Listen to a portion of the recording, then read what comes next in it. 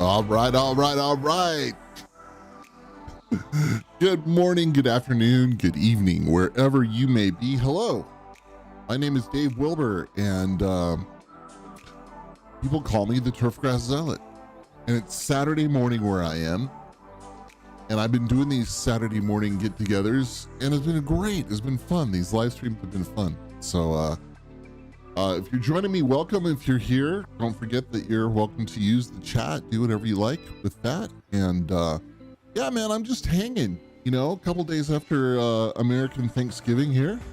And it's been a slow, chill kind of week. I've managed to turn off some of my devices and just kind of take it easy. Rolling a new camera. Like, this is pretty cool, actually. If I show you, hold on just a second, we'll do this way. Okay, so here's the old camera, right? And here's the new one. Yeah, the old one has moved a little bit, and then I had this close-up shot. So what I'm gonna do with the old camera is when we get the Bruce cam, right? We'll put Bruce on the live feeds, but yeah, so yeah, it's kind of, it's a little daunting, because this camera is kind of in HD, and, you know, I had to turn my lights, had to work the lights over a little bit. And I still don't really love, you know, the colors that I'm getting. And my face is, not necessarily one for, I have a face for radio more than I do for TV, but, yeah, I've got some blemishes. And some, you know, so HD doesn't lie, man.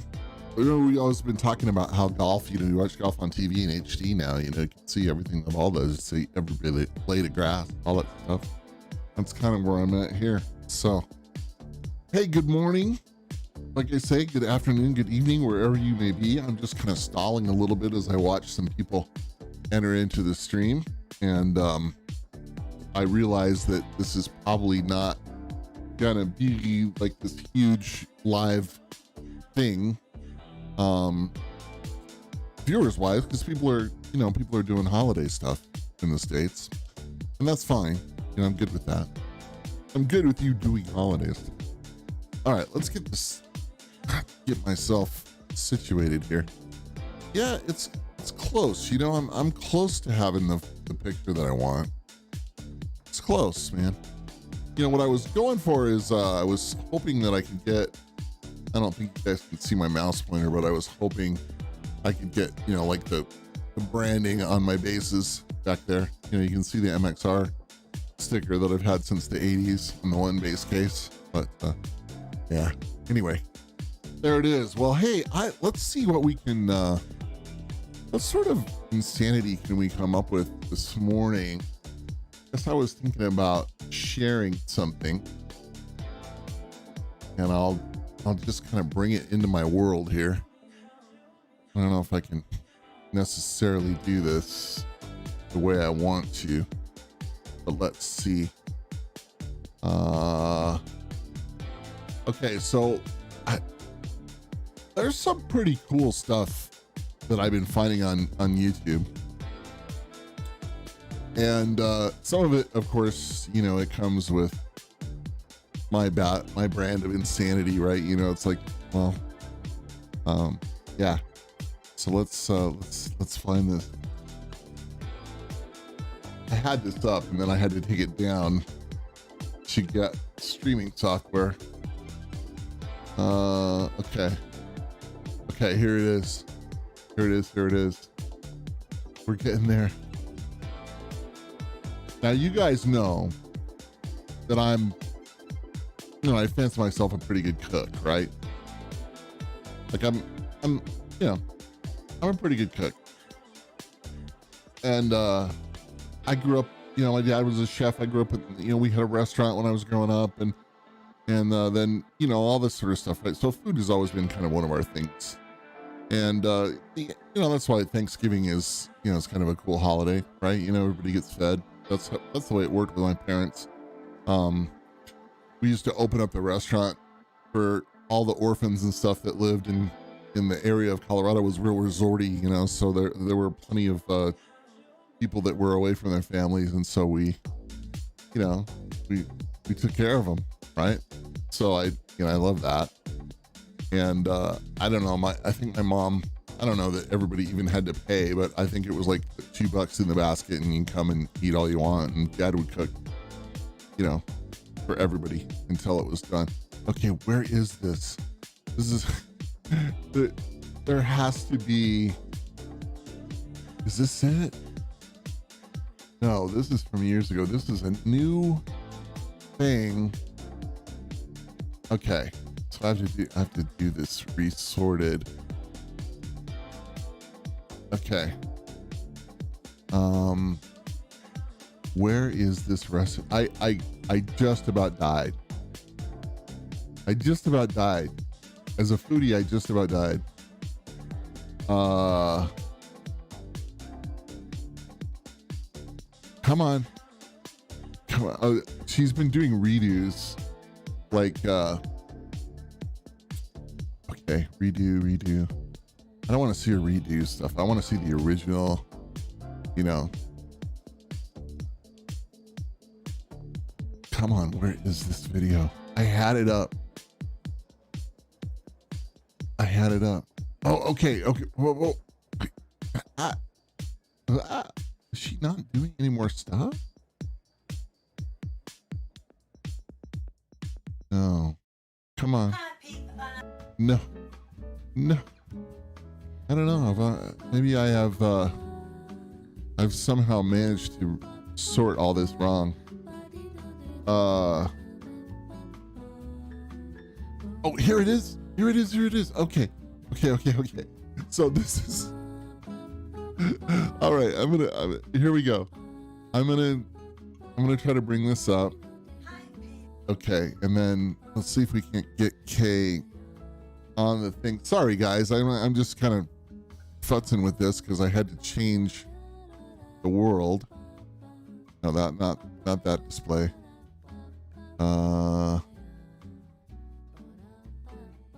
Yeah, not that display. We can do it this way.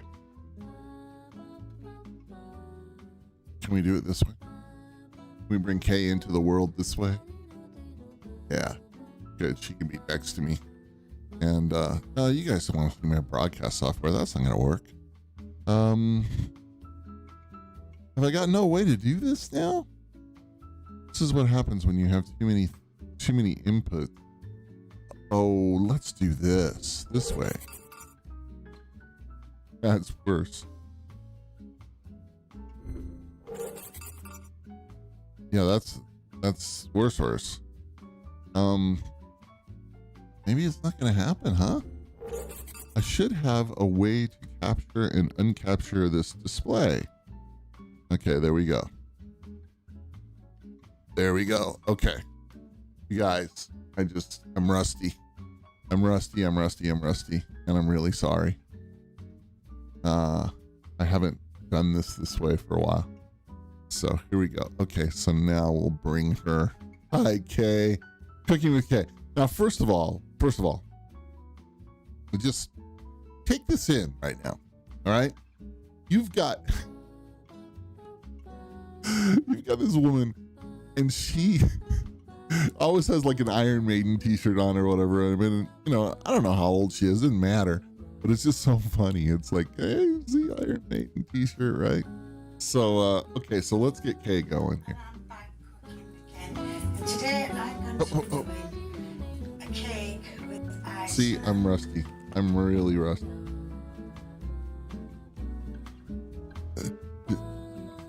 My music and my thing are on the same channel. Right, I'm just going to say I've got the margin in the dish. Oh, did I? All right, let's go back. Cooking again. And today I'm going to be doing a cake with icing on. Right, I'm just going to say I've got the margin in the dish. Okay, it's margarine, not butter. Crack my eggs like that, mate. This is brilliant, man. So what I'm going to do is, with the eggs in the So she's got her eggs Marge and, together. you know, for those of you who are just listening, she's got eggs and margarine. Now, this isn't butter, margarine. And she's got beaters and she's just smacking a couple eggs into the margarine. God, already I'm cringing, right? I'm gonna put It's just, the sugar in. I hope Miranda Robinson is watching or will watch this because, Mix that in. you know, baking with Mo. So once she put in sugar, right? Was that, yeah, that was sugar. Oh God, look at this. It's already. And now I'm going to add the flour. Yeah. So flour goes in last. Self-raising flour for the It's cake flour, she for it means. to rise. And I'm going to mix this. Can you get me a bit of milk, please, Lee, while I'm mixing this? So she's got eggs and margarine and sugar, and now she's blowing the flour into this thing. And it looks like, I mean, it can't possibly become cake batter. But she's going to beat the hell out of it until it does. Stop when I tell you. Don't, not fast. Stop. I'm kidding. So now we're going to pour milk in. That's it. Okay. It's just wrong on every level already. So now I'm going to turn it on to fast speed to get it all done. Now she hasn't scraped the bowl or now anything. to the Okay. cake tin. So she's got her cake pan. She's buttered it up, right? Or margarined it up, I Might have guess. made too much mixture here. If you want to know what it was 4 ounces of flour,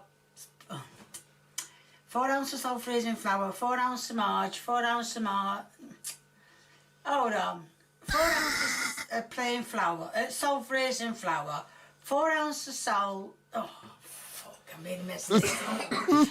4 ounces of self-raising flour, 4 ounces of sugar, 4 ounces of marge, 2 eggs and a bit of milk. Jesus! Look at it. This batter has had the snot beat out Right, of it. that's the cake. It's supposed to be, well, it's going to be put in the oven for about 20 minutes. And I do apologise for earlier on. I said a word a bit louder that I shouldn't have She said. said the F word. Oh no. Right, as you can see, the cake's now done and nice and cold. So what I'm going to be doing, a bit, Oh my is I'm God. going to be making some icing sugar. Now Now that cake. what the recipe said was make a cake with icing sugar. But the only thing is, it didn't say what colour the icing sugar was. So Lee's got his choice and Lee's So this is pink. powdered sugar. So So Lee is putting mixing her some son. pink. There'll probably not be enough in it, but it'll be. What? This is partly food pink. coloring, Oh, I it's guess. not turned red. Oh my That's God. not pink, is it? No, because he put in 900 ounces. Not mainly red. What colour does it say?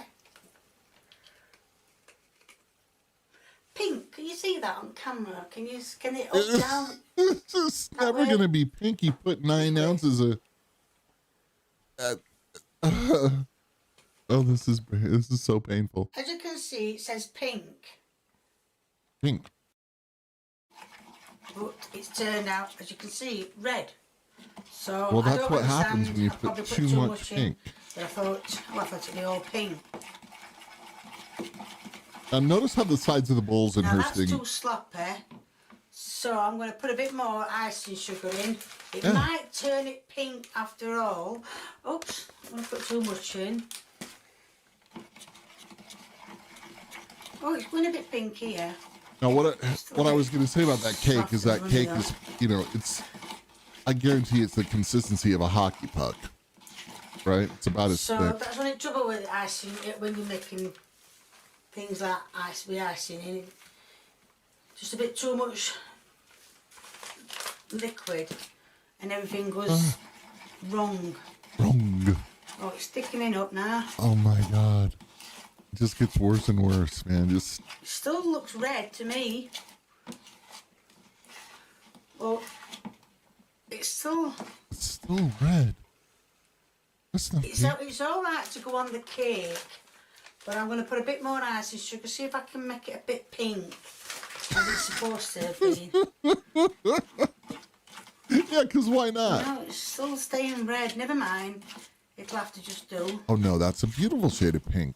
What are you talking about, Kay? So what I'm going to do is I'm going to put some icing on it. I need a knife. You guys, I can't wait to make this recipe. Right, so now I'm going to put... I think that's a bit too runny still. I don't have time because it's going to go in the fridge, isn't it? So I'm going to put that... Yeah. Now, I just want you to understand, it's hard to see, but that cake couldn't be any thicker than the batter that she poured in, right? It didn't rise at all. One side is bigger than the other. So I'm just going to let it drip from the big side to the little. From the big side to the little. I don't know what that means. What is she talking about? Right, as you can see, I had to spread it out with a knife in the end because it didn't go according to plan. Oh, she expected it to just flow on its own? I'm going to cut a slice off for Lee and let Lee taste it. Yeah, so the sun shows up to taste, right? Right, as you can see, the cake is now set on the top. I put it in the fridge a bit.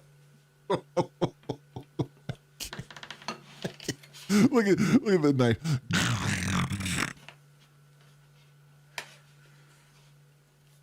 It's like, okay, please turn it so we can see the generous thickness of the cake. Yeah. Oh. Like, look at her finger, right? And you can see how thick that thing is. Icing is, solid. Oh. Lee's going to eat the cake. It should have been pink, but you saw the box bottle said pink. That away, Lee. And Lee declares everything great. Very sweet. Sweet. That's the icing on it. Oh, that is way too sweet for me now. That is too sweet. Oh wow! That's the icing sugar. He's critical. Apart from that, the cake nice and soft. So, apart from the icing, thumbs up. Oh wow! Right. Well, as Lee said, it's a bit too sweet for him. So if you like what you see, please keep viewing me. If you want to give me a big old thumbs up, it'd much appreciated. And if you want to leave a comment, please feel free. The more the merrier. And if you haven't subscribed, or you know someone who hasn't subscribed, get subscribing yourself. Get them subscribing. Thank you. Bye. Thank you. Bye. Bye, Kay. Bye, Kay. We love you, Kay. Cooking with Kay on YouTube. Don't you want to just run right out and make a cake? I mean, really? Come on now. How good is that? All right, let's do one more thing on YouTube. Let me bring this up. So if I type in the wrong thing, then I'm gonna get a microphone company instead of okay, where is this? Okay, did this really happen? Is this real? So Joel Simmons, you know, I'm a you know, my great friend Joel Simmons is you know, just he's been a good guy. Our relationship has been off and on and off and on, you know, for a while, but it's just, you know, we're friends and you know, I love Earthworks. I love what they're doing. I love the people that are working with Joel, and there's just good things happening, right? But some stuff, they're doing great. You know, if you haven't checked out the, you know, the podcast they've been doing and, you know, some things like that, then like, yeah, this is great, right? Okay. So just, you know, Earthworks Turf, right? And the reason I have to see, I'm a fan of another Earthworks. Earthworks microphones are these great mic. In fact, I want one. There's one they just came out with a microphone that really would fit perfect right here. And I think it would be funny, you know, I've got an Earthworks mic. But Earthworks microphones are just amazing, right? So, okay, I want to bring this up, and don't do it yet. And then we'll do our switcheroo here. Yeah, SCC. Okay, good. All right. As you can tell, I'm not being super serious today. All right, here we go. The Earthworks Band. Hi, everybody. I'm Joel Simmons for another 2-minute turf Hi, talk. Joel. If you follow Earthworks, you know one of our mantras is a deeper respect, because we do, in fact, have a very deep respect for the work that our clients and friends in the industry do. Recently, our area was devastated by Hurricane Ida. Yeah, and a lot of flooding occurred, and a lot of people were left homeless. That's true. So what we decided to I'm do laughing, as a community service was participate in what was called Porch Fest. So I brought the Earthworks Band in to play a few songs for some folks that have had some pretty rough times. So okay, so now I feel like an asshole, right? Because I was making fun of these guys, but they actually did this, for charity. So I didn't quite pull that together. So oops. But yeah, so this is a community thing they did, right? The Earthworks Band. Hopefully you enjoy this quick little snippet.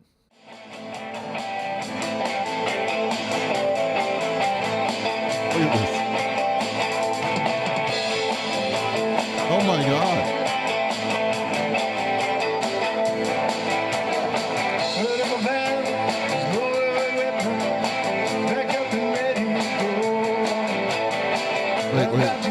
Wait, what are we playing here? Yeah, Talking Heads. I love it. Look at these guys. Look, okay, look. Old guy rockers. And because I'm one of them, right? So old guy rockers are always a good thing. And I know Joel is a big fan. Martin Guitars is not far from where he lives, and he's really been working on his guitar playing. And a lot of times during the COVID thing, we'd be on a Zoom call or whatever. Joel would have a guitar in his hands, which I love. So, yeah. So let's check it out. So you got these dudes, right? There's a lot of gear here. There's a lot of music stands. I'm digging on the music stands, right? Especially the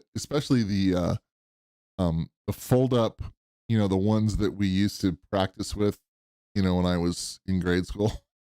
You could fold that thing into a little thing and, put it in your backpack. Okay, here we go.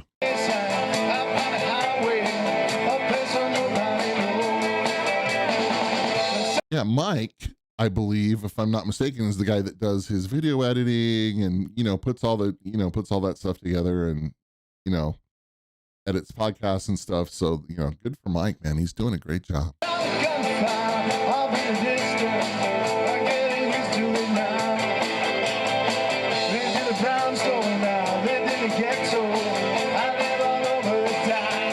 Okay, so this is bass player. What's he playing? Jazz. Is this a Fender jazz bass? It is. I approve. One of those right behind me. Okay.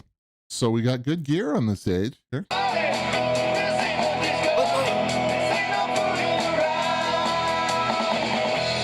There's Jack, right? And I know I've known Jack Higgins has been a guitar player. I've never seen him play, but look, he's got the full Grateful Dead. Like he could go on tour with, Dead and Company or whatever. Like, look at this. And they've all got microphones.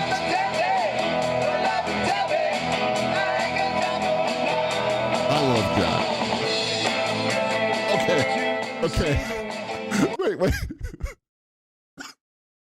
Okay, again, I understand that these guys are doing great things for, that this is charity, right? Okay, we got to roll this back. And I wish I had more technical tools here because there's something I'd want to do, but let's just, okay.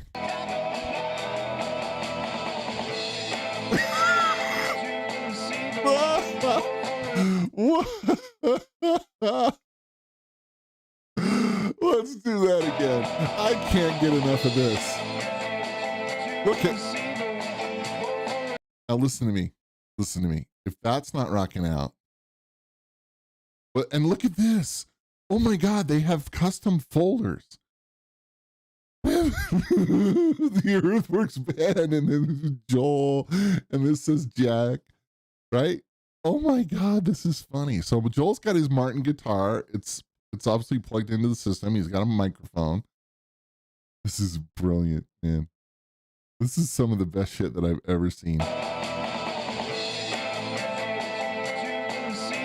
I love our business. I love our business for stuff like this.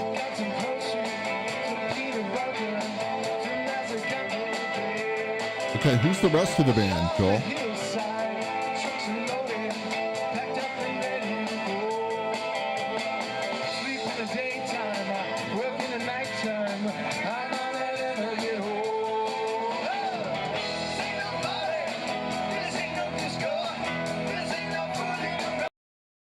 This ain't no party. This ain't no disco. This ain't no fooling around. Ain't no fooling around going on here. This is serious old guy rocking. Let's just, can we please just watch Joel for just, it just makes me want to dance.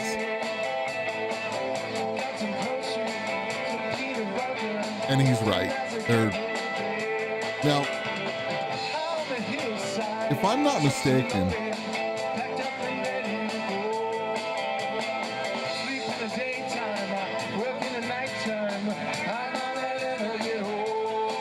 okay, I love this. We believe it's just as important to play hard as it is to work hard. And, you know, I've never been a big fan of the work hard, play hard mentality because I just believe in work-life integration, right? But I guess it's kind of the same thing, you know, just a different way to express it.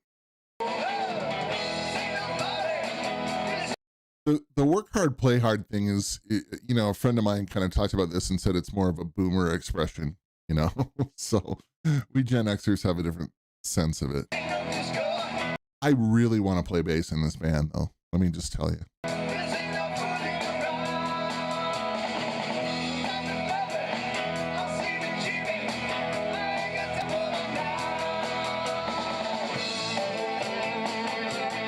Oh my God, this is so good. Okay, one last time. One last time. Just come on, everybody. Okay. I'm good. I'm done.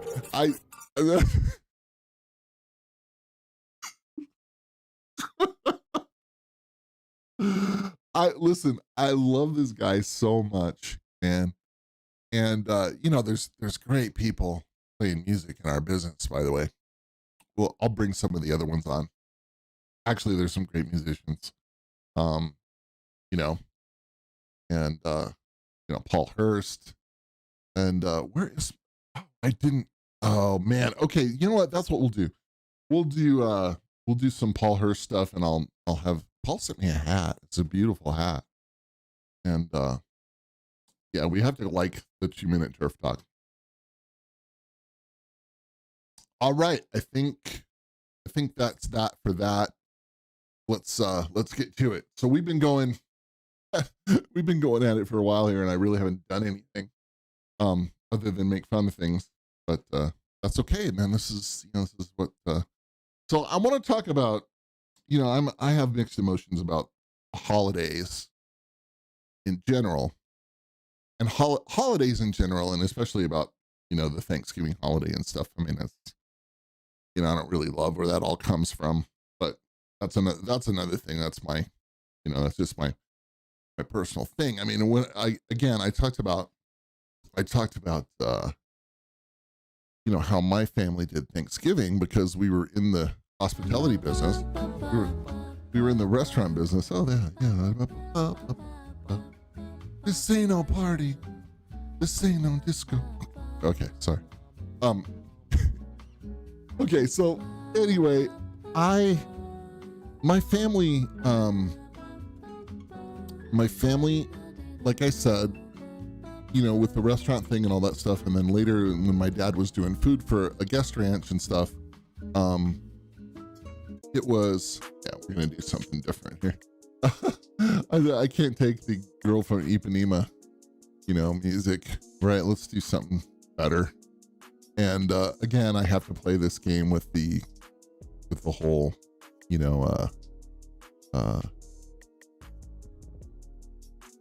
how do I put it? No, this isn't what geez. There we go. I have to play the copyright music game with YouTube.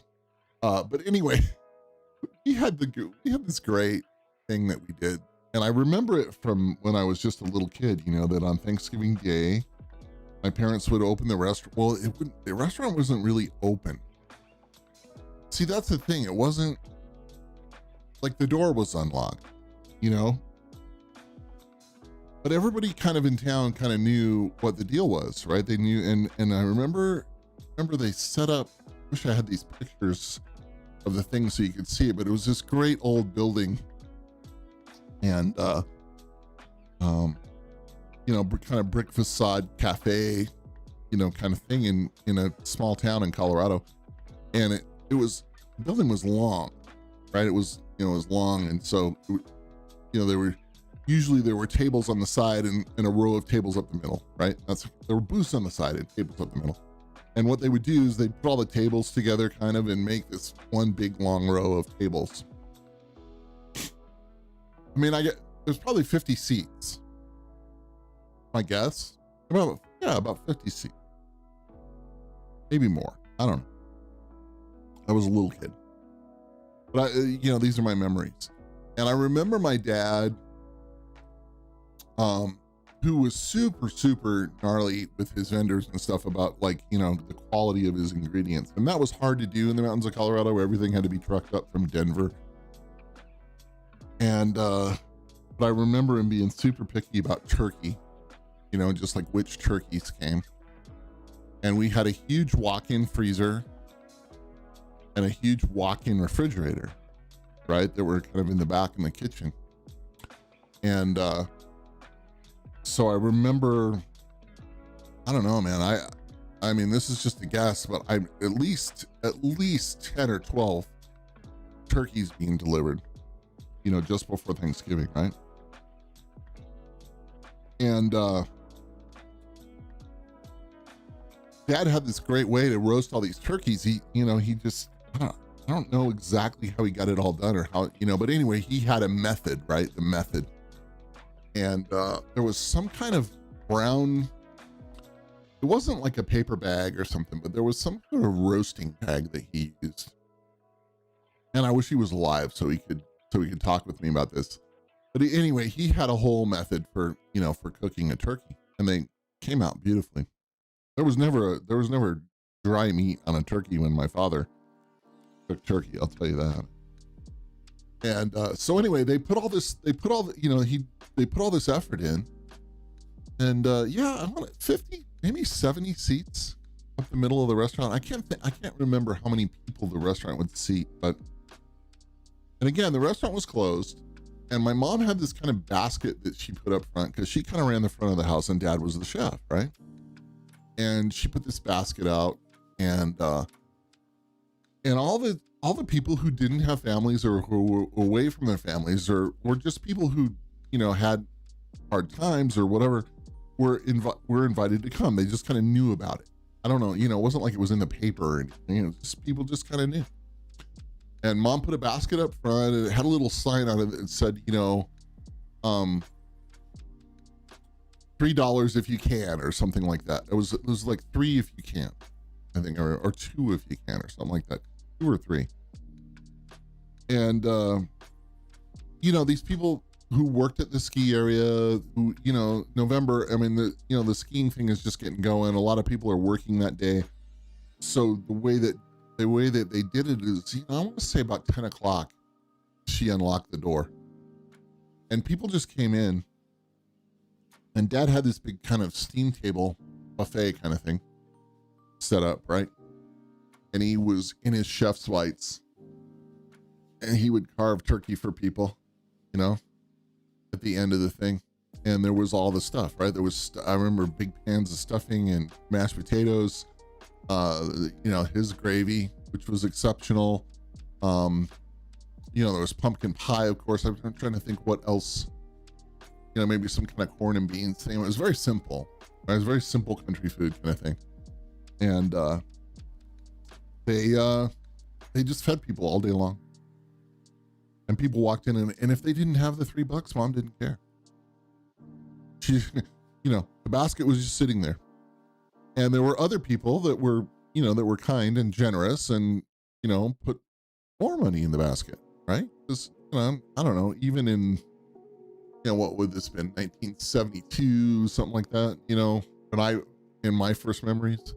I mean, $3 was more than, was something, right? But that was just her suggestion. They didn't care. And then, there were drinks, right? We had the wait staff was there. My mom was there. Everybody got, something to drink, coffee, iced tea, soda, whatever they wanted, right? And they just fed people, and people drifted in and ate together and then went off to work or whatever, whatever they did, right? And I remember the guys from the Snowcat crew coming in.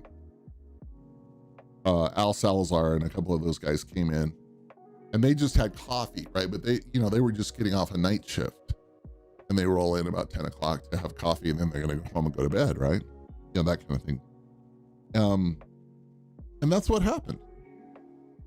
There were, and we did that for years. And then when my parents sold the restaurant, my dad did food for Bar Lazy J Guest Ranch. I believe they did it at Bar Lazy J in some fashion. I don't remember exactly how that went there, but I know they fed people on Thanksgiving. It may not have been quite as organized. In Marshall, Colorado, the guest ranch was a little out of the way. It wasn't, mainstream Grammy. And, so much good came out of that. Like, that's what I remember is just so much good coming out of, I remember people meeting each other who had not known each other. Hi, my name is, whatever. I remember like cowboys sitting next to ski people, and sharing food. Cause there were a lot of ranch hands and cow hands and stuff, in that area too, who, didn't exactly have families. There were some working cattle people, right? Horse and cattle operation kind of thing. And I tell people a lot that I grew up on a horse and cattle operation, and I kind of did, because my dad's big dream was to raise his own beef and that he could sell in the restaurant, and they kind of did that. So I had a lot of ranch exposure too, right? So, but I look, so that's Thanksgiving to me, right? And then later as my parents got older, our front door was always open, and I just remember, there was always a lot of people at our house, and I remember us getting invited to go somewhere for Thanksgiving, and man, my parents were just so uncomfortable with that. We don't want to, we don't want to be a bother, right? And I remember them showing up with, did Dad cook the turkey? I don't know, but anyway. I mean, they had all this food, and they just, my parents didn't know how to be served. They knew how to serve. And that gift of hospitality, there was something that I look back on now and I say, wow, that's really cool. And my mom had a lot of rules for the front of the house at the restaurant. I mean, nobody's glass empty, no coffee cup, not without, they were just, they just really took care of people in the old school way, right? Even on the non-Thanksgiving, just, in the course of doing business as the Mountain Kitchen. The restaurant was called the Mountain Kitchen. I love that. If I could roll the clock back 20 years, and 20 years ago, let's see. So that would have been, that would have been just before my father passed away. I think he and I should have opened the Mountain Kitchen version 2. The new Mountain Kitchen, right? Something. I think I should have done that. We talked about it. There was a restaurant for sale up there that was some friends of my family, who were retiring, and it's like, you want to buy this? You want to do this? My dad, who always didn't want me to be in the restaurant business, did not want me to, I talked to him once about going to culinary school, and he just told me no. He He's like, you don't want this life. So I traded it for the life of greenkeeping, which is just as tough, right? My parents worked insane hours. My dad worked nuts hours when he was feeding 80, 90 people, every day, summer and fall, spring, summer and fall at the guest ranch. And I mean, he had 2 kitchen helpers and himself. And I remember the guy was up at 3:30 in the morning making donuts and stuff, and then he would take a nap a little bit in the afternoon and then do, after lunch, maybe his staff would kind of do lunch and then he would do dinner. Insane amount of work, right? Feeding 89, well, it would be like 60 to 65 guests and another 30 crew. So almost 100 people. And he did it with flair and panache. And, on Sundays they did this buffet thing and my dad had, his beautiful French desserts. And I mean, he just really, really loved showing off, He did simple country food. He used to say that he kind of had a kind of cross between chuck wagon food and fine French, street dining, right? Like, cause he cooked in France, right? So he knew some of that stuff and he went to the Cordon Bleu. Anyway, I'm nostalgic about all this because I miss my parents, obviously, and Thanksgiving was such a big deal. And so it's hard for me, and it's hard for me not to be a critic about how other people do it, which is dumb, but that's me. And that comes from that part of that, I want to serve, not be served thing. So that's how we did it. Right. And I love that. I love the whole thing. And I miss that. And I want to figure out in my life how to serve more, and be served less, I think. So that leads me to the last part. I wanted to save my rant for last. That serve or be served thing, right? I actually have a plan here. My rambling stuff. So let me just tell you, right? Hell are we listening to here? Anyway, let me just tell you that I am so effing, I'm trying to say the F word less in my stuff. I'm so effing tired of. So I talked about the Rocky Mountain, in a couple of podcasts ago, I talked about the Rocky Mountain Turfgrass Conference the Rocky Mountain Golf Course Superintendents Association annual conference. It was such a good time. We had Tyler Bloom, Miranda Albitson there, Dr. Tannenberger zoomed in. We just, great, the goose lady from the city of Denver. And we just had a really great thing and we pulled it together. And Steve Sorrell from Pinehurst Country Club heads that committee. And, and Gary Leeper has is the executive director of the thing. And I just can't shout out to all those guys enough. And the Rocky Mountain Association, one of the things I love about them is they've always been very pro education and very pro getting together, right? And those things, they've never missed those opportunities. And if you look back to the olden days, but there were Dennis Lyon, who some of you may have known, who was a GCSA president, Raleigh Cahalan, whose 3 sons are all golf course superintendents in Colorado. I mean, there were some real leaders. Mike Hare, whom I worked for, who was the director of golf for South Suburban Parks and Rec, where I had my first supers job. I mean, these were great leaders, and turfgrass people, right? Lou Haynes, whose dad, Jim Haynes, was, I think they still do a scholarship, right? But Jim was at Denver Country Club forever. Lou grew up there. There were some amazing personalities. And one of the things they always wanted to make sure that we younger people understood was getting together was important. I'm forgetting a lot of names and I shouldn't, Gary Russell from Highwan Country Club was there forever. I'm forgetting, John Hoofnagel. God, there's all these faces popping in my head. I'm really sorry. But we never sacrificed getting together. We never sacrificed getting education together. And even before sponsorships and all these things but before it came more formal, we always loved getting together, right? It was a good thing. And we always tried to figure out how to do some good education. And so there it is, right? So we did that, right? We're carrying that tradition. Steve Sorrell carrying that tradition. The group of guys that he that he has together, a group of people. Sorry, I'm trying to be better about that. Group of people that he had together, good people, right? Like it was super, like the, you know, it's the people I want to sit in a room with and plan something with. You know, so good, right? And we put all this effort into pulling this thing together after a COVID year, not knowing, you know, what was going to be what, and just really, like last year it was such a heartbreaker to say, hey, we're not going to have this thing. You know, we just didn't know what to do about the hotel. It was just, you know, there was just a lot. And it was like, okay, so 2020, we're canceling. And, you know, you put all this effort into getting speakers and getting everyone together. And then you say, well, sorry, you know, we're not going to do this, right?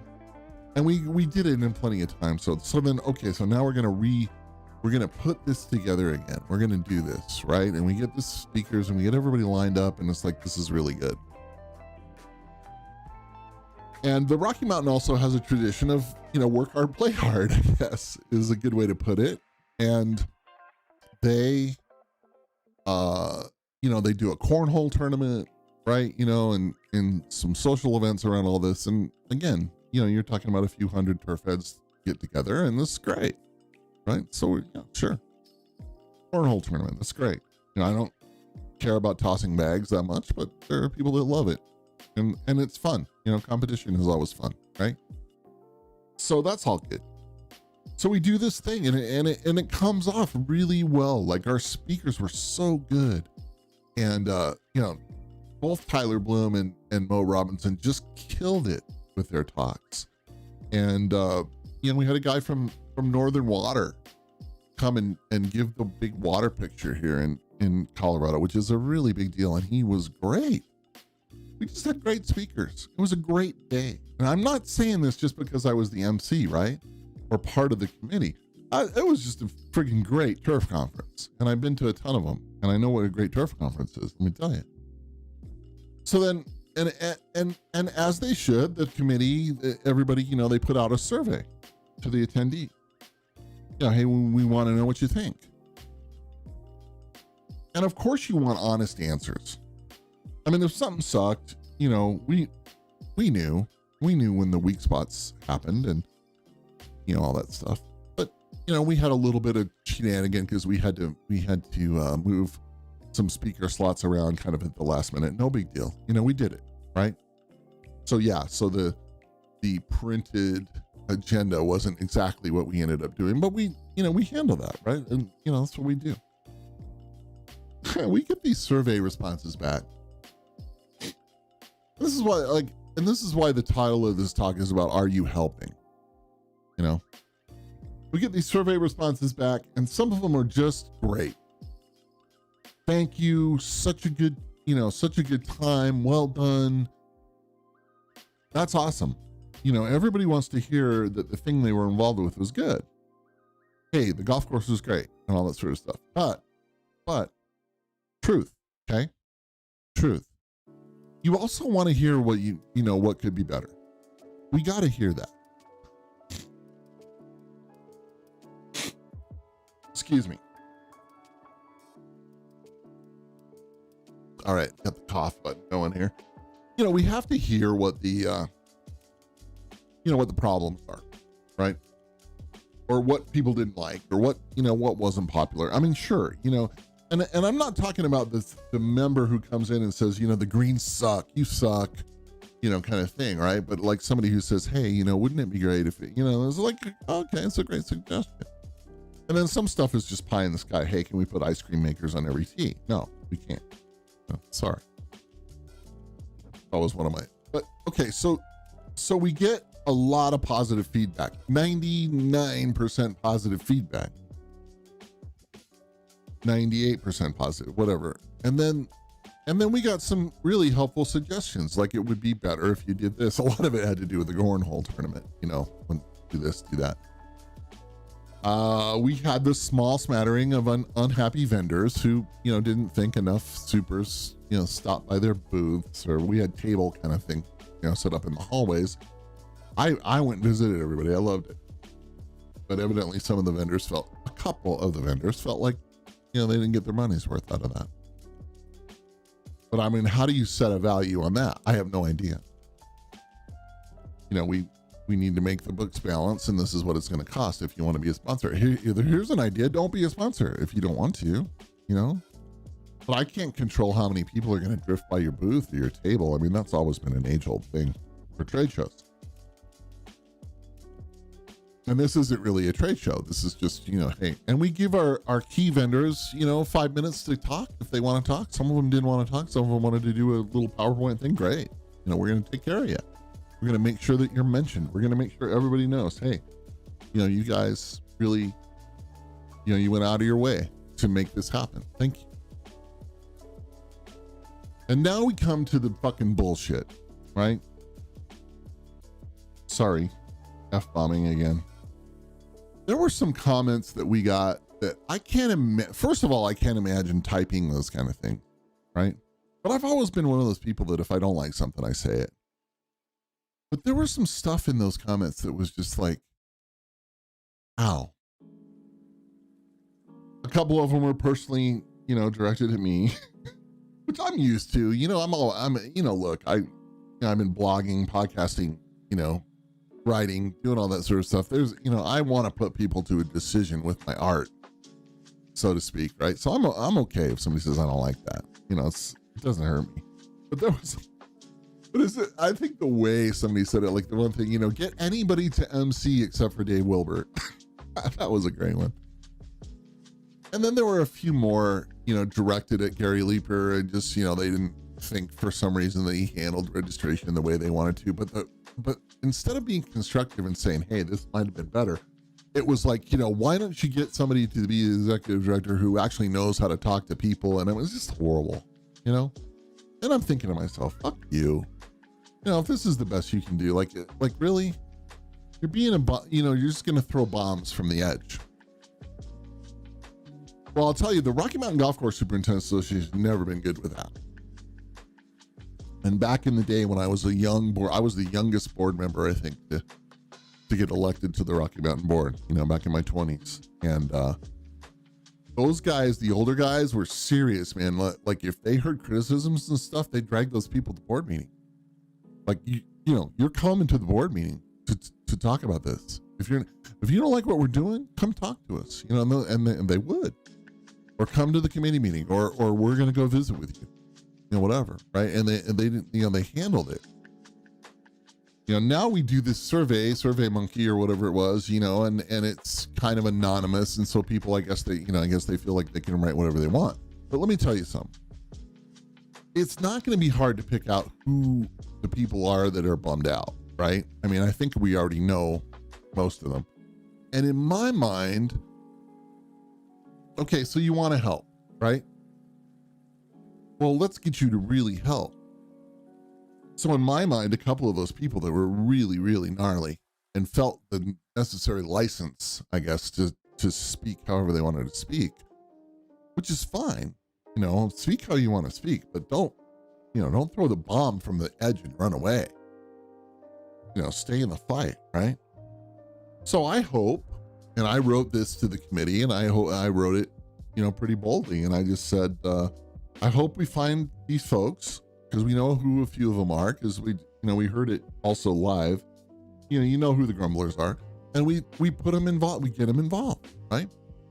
It's kind of like we've always said, if you really want to have a dynamic and effective greens committee or golf committee or whatever, or even board, even the men's club board at the local muni, get a couple of the real jerks and put them on the committee, make them work. Say, okay, great, we hear you. We hear you don't like this. Well, come on, show us how to have a men's invitational. Right? And they end up being really, really good people. I know as a superintendent, I found the naysayers. This was advice from a mentor of mine. You find the naysayers, you find the ones, the devil man, it's the devil And those are the guys that you're having breakfast with on Saturday morning, or they're the ones that you make sure you bump into when you're out on the golf course. Hey, hey, Mr. Haverkamp, how you doing? Oh, the fucking golf course is so, okay, hey, well, listen, stop by my office when you get done playing. Oh, no, come on now, stop by, Or, hey, let me grab you tomorrow. What are you doing tomorrow? Okay, well, why don't you show up about 1 o'clock, get on the car with me, let's go for a drive, right? And that's how I handled that stuff. And a lot of them were like, really, like, you're too bold and stuff. And it's like, well, yeah, but you're not going to stand in the grill, right? You're not going to stand in the bar and bitch about me. And the bartender and everybody hears it and says it to me. I had this great bartender at my club in California, Jim Zanoni, and Zanoni just was like, he was great. I come in there in the morning, he'd be cutting lemons and stuff, and I'd say, so Jimmy, what do you hear? And he goes, well, so-and-so said this, and so-and-so said that. I mean, it was great, right? And I could just go handle it. So-and-so said that you're going to spend, $89,000 on a new bunker rake or whatever. So we had to go handle that stuff, right? That's how you do it. And I think it's the same thing. It's like, okay, so you want to help, right? You went to that event, you went to that thing, you went to whatever it was, and you decided, hey, I don't like this. I don't like it. I think, fine. That's awesome. Have that opinion. And then guess what? Get involved. So, I hope the Rocky Mountain, and I hope any association, and I know the Carolinas thing just got done, and I know that's, it's bigger. I know there are small, regional, local things going on all over. And I hope that what happens is when you hear this negative kind of stuff, that you grab these people and you say, hey, it's time for you to be involved. It's time for you to get on the program. Your concerns are valid to a point, but you can't possibly understand how all this works until you get in the middle of it. Some of the comments that we got had to do with organization, right? Well, what those people didn't know is that, like, a week before the event, we weren't even sure we should have the event.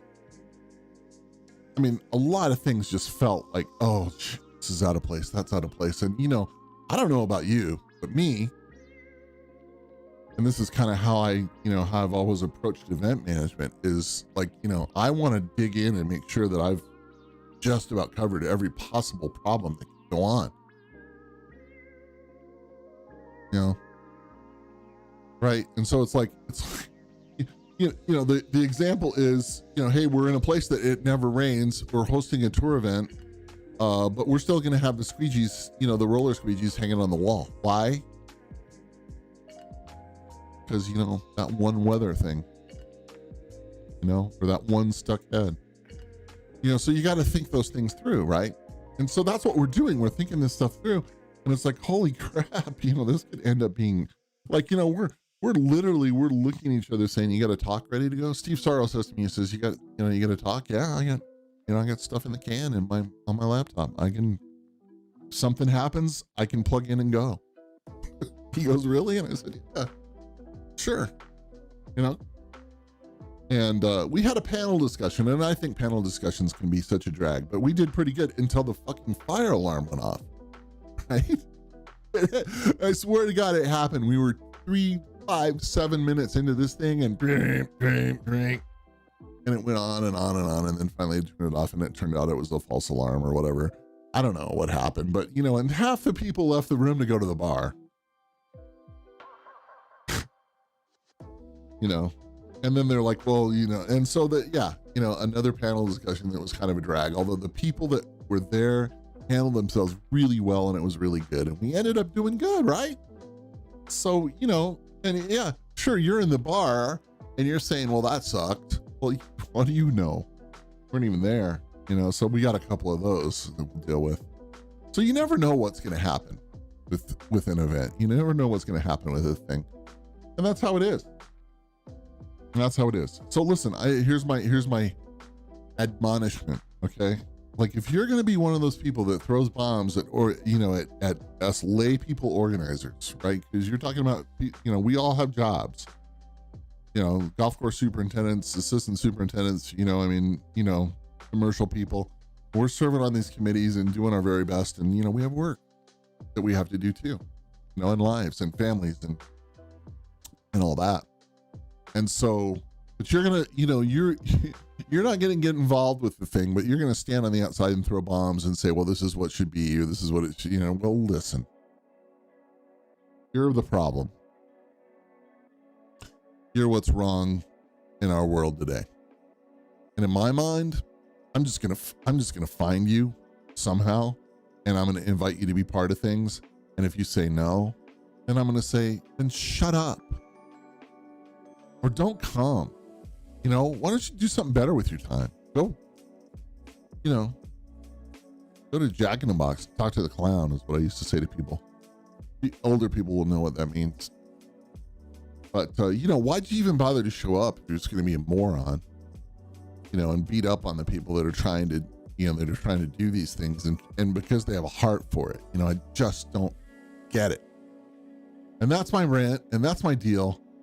And so I'm saying to you, if you're one of those people, take a close look at yourself. And if you don't care, then, don't, hurt everybody. And if you have something constructive to say, by all means, say it. Say, hey, listen, I think you guys could do this better. Or I think, hour-long talks are too long and I'd prefer more 30-minute talks. See, that's a constructive thing, right? That's something we can talk about. But this, you suck and run away grenade, that doesn't work for me. You're not helping. It's being a moron. You're not telling the truth. You're just, being a problem. All right, that's it. That's my deal. It's a very casual show today. And I haven't even really looked at the comments today. We don't have any. What am I doing this coming week? Well, I have a lot going on. I will hopefully resume streaming on Twitch, which I'm really excited about. I was daily streaming on Twitch with gaming content and just chatting content and laughing about YouTube videos and all that sort of stuff. And so, it's twitch.com/the Wilberforce is my Twitch channel. And I'm going to resurrect Twitch this week. So I'm excited about that. New camera helps make that happen. And the new camera seems to be doing pretty good. It needs a little adjustment. And, my lights and stuff like that, we're set up for a way lesser piece of gear. So I like this. That's it. That's what's going on with me. If there's anything going on with you, I invite you just to reach out, and again, if you want to say something constructive, do it. I'm on Twitter. Twitter is the best place to reach me, Turfgrass Zealot on Twitter. And that's, you can DM me there. You can do, it's wide open for you. Yeah, that's it. That's what my notes say. They say that's enough. And we are in pretty good time. And I feel like, what do I want to say? I feel like it's important to tell you that I really appreciate that I love the fact that you're watching this. I love the fact that you're part of what I'm doing in any way. And, just, one view is good enough for me, really. So, if you like what you're seeing, please hit the like button, please subscribe to the channel, and please share this with, somebody who doesn't know me or doesn't know about us. And, I'm going to keep it real. I'm just being Dave. You're walking into my studio, and it was funny. Miranda Robinson was here. We talked about doing a podcast together. We just didn't. But it was, she came in and kind of looked around the studio, and it's like, in front of the camera, it looks pretty good. But, over here, there's some stuff, and I've got, a whiskey bottle over here. And, it's a workroom, right? So, but what I'm saying is I'm inviting you into my world, and I love it that you show up and you're invited. And I appreciate that. So thank you very much. My name is Dave Wilber. My friends call me the Turfgrass Zealot. And it is November 27th, 2021. And it's been my great pleasure to hang out with you. Please have a great week coming up. And again, feel free to find me on Twitter at Turfgrass Zealot and say anything you want to say. But you know what? Say it well, or I'm going to shred you. Talk to you later.